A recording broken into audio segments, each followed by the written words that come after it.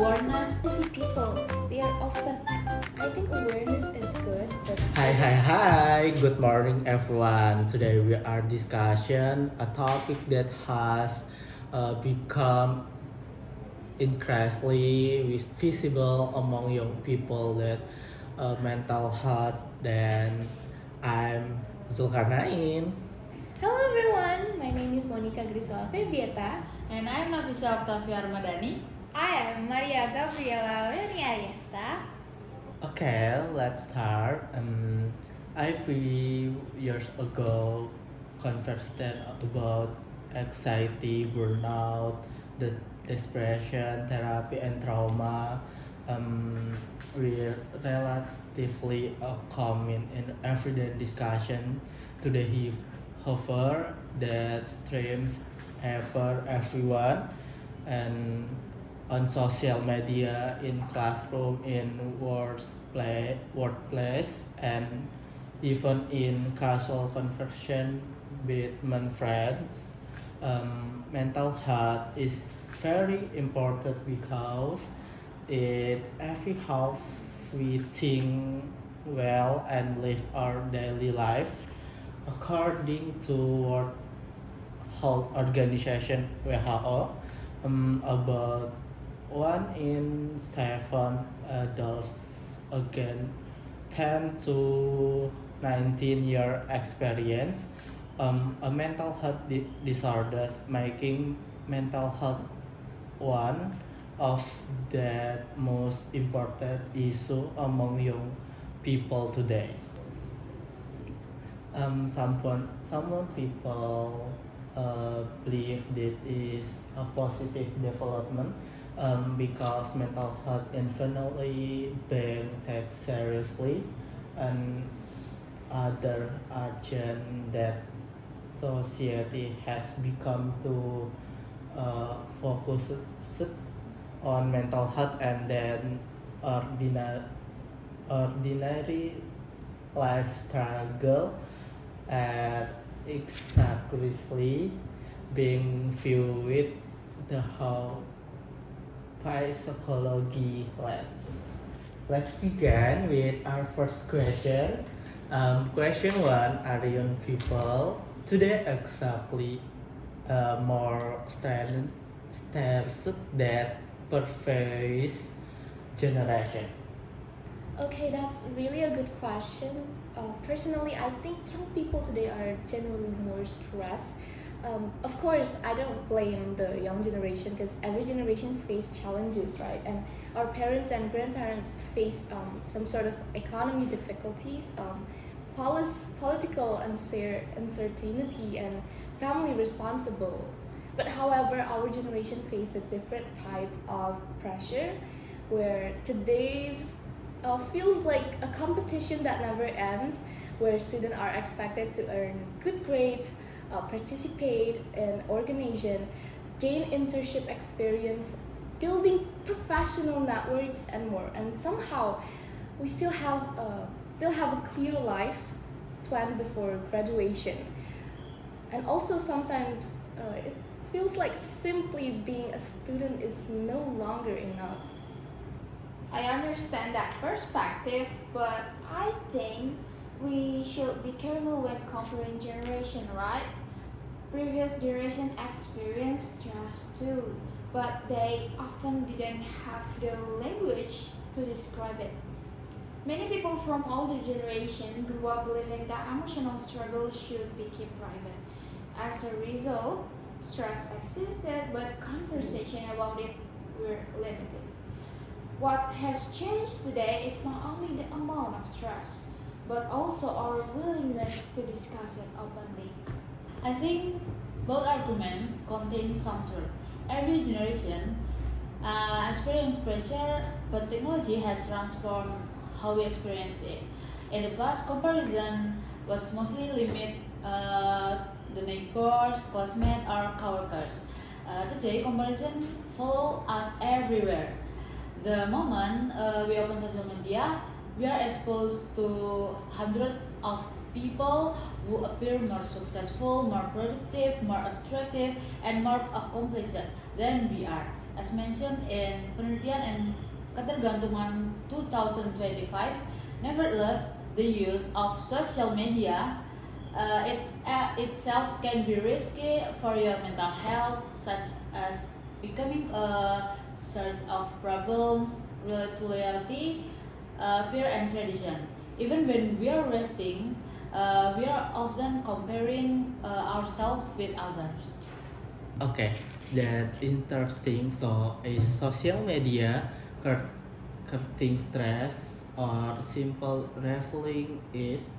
Wow, well, I think social media definitely creates additional stress. Like, for example, someone might actually be doing fine academically, but like their grades are okay, they are active in class, and nothing major is wrong. But also, after spending 20 minutes scrolling through social media, they suddenly feel like left behind because someone else is starting a business, studying a board, or achieving something impressive that maybe we don't have.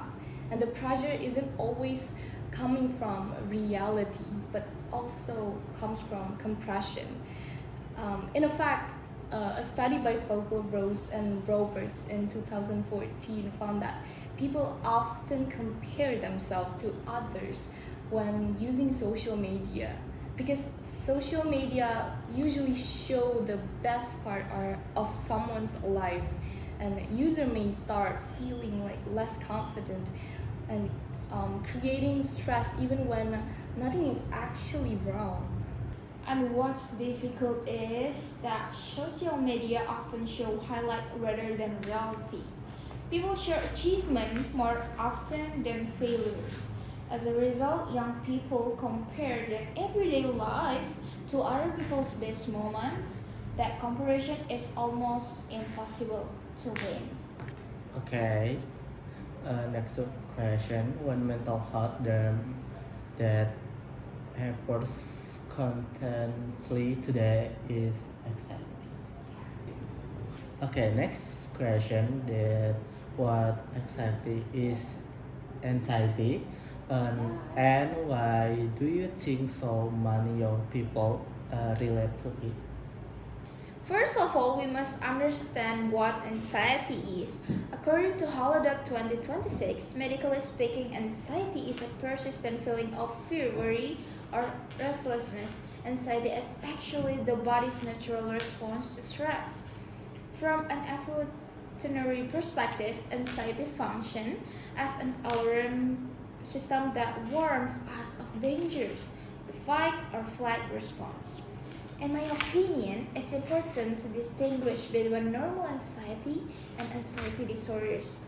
As stated in Maimana et al. 2025, normal anxiety is an adaptive response to specific situation and does not interfere with an individual functioning. Whereas an anxiety disorder is characterized by excessive, prolonged, and difficult to control anxiety that negatively impacts daily life. Normal, feeling nervous before an exam, a job interview, or a presentation is perfectly normal, right? Almost everyone has experienced it. However, in anxiety disorders, individuals may experience racing thoughts, difficulty concentrating, sleep problems, restlessness, and increased rate, or a constant fear of situations that haven't even happened yet. Anxiety often has no clear external trigger, or the response is far greater than the trigger itself. Anxiety persists even after the trigger situation has ended. Anxiety is the body's reaction to stress itself, which becomes internalized and lingers in the mind. This anxiety can lead to another mental disorders, namely trichotillomania, and impulsive to pull out one's hair. When situation build up in my mind, I start pulling out my hair, and at one point, the hair on certain parts of my head was pulled out to the point of baldness. Individuals with trichotillomania also report that their hair pulling habit worse during periods of anxiety, supported by the Journal of Psychopathology. And hair pulling often serves as a behavioral response or coping mechanism that sufferers use to alleviate negative emotion, providing a temporary sense of satisfaction or relief. Well, yeah, I think social media has blurred the distinction. Sometimes people use the word like anxiety to describe any uncomfortable feeling, but being worried occasionally doesn't necessarily mean someone has an anxiety disorder. Like negative emotion are a normal part of our life. Yeah, at the same time, we should avoid dismissing people's experience just because someone appears fine externally doesn't mean they are struggling internally. Many students continue attending class, completing assignment, and interacting socially while experiencing significant anxiety. That's why conversation about mental health is matter. Other term that has become extremely people is burnout. Next, why do you think burnout is becoming so common among young people? Yeah, it is very common among young people because burnout is often associated with psychogenic stress and emotional exhaustion. Many students feel like they are constantly performing. There's pressure to be productive all the time, and if you study, you should also be building experience, not just like studying. If you're resting, you should be learning a new skill. And if you're enjoying a hobby, people ask how you can monetize it. Eventually, people start feeling exhausted because there is no clear moment when we feel like they have done enough. What's interesting is that burnout often affects highly motivated individuals. These aren't necessarily lazy people. They are often ambitious people who push themselves beyond healthy limits. The problem is that society tends to celebrate overworking. People proudly say they only sleep 3 hours. People brag about being busy, but being constantly exhausted should be a badge of honor. I agree. Sometimes our culture treats rest as laziness, but rest is actually necessary for performance. No one expects a phone battery to function without charging.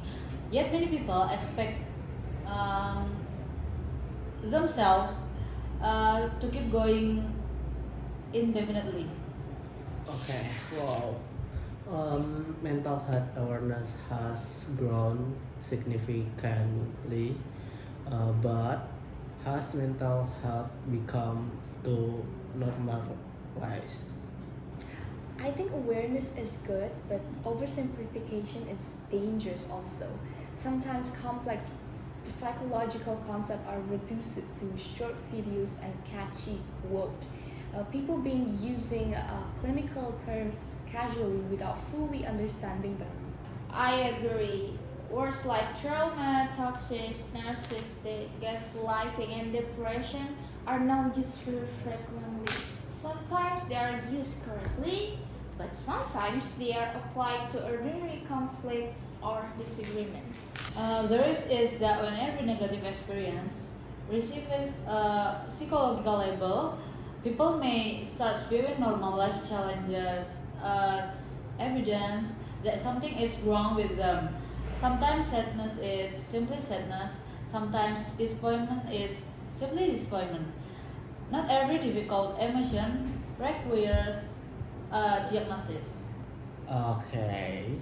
Um, Now let's discuss the most controversial question. Can mental health become an excuse? Honestly, sometimes yes. So mental health struggle are real. We did say it's not. However, I have seen a situation where people use for psychological language to avoid accountability. Like for example, someone misses deadlines repeatedly and blame burnout without taking any step to address the situation. At some point, responsibility it still matter, guys. I understand that concern, but we should be careful. From the outside, it's easy to label someone as lazy, but we don't always know what they experiencing internally. A person may be struggling with anxiety, depression, family conflict, grief, or finally financial pressure. I think the key distinction is this mental health can explain behavior, but explanation is not always justification.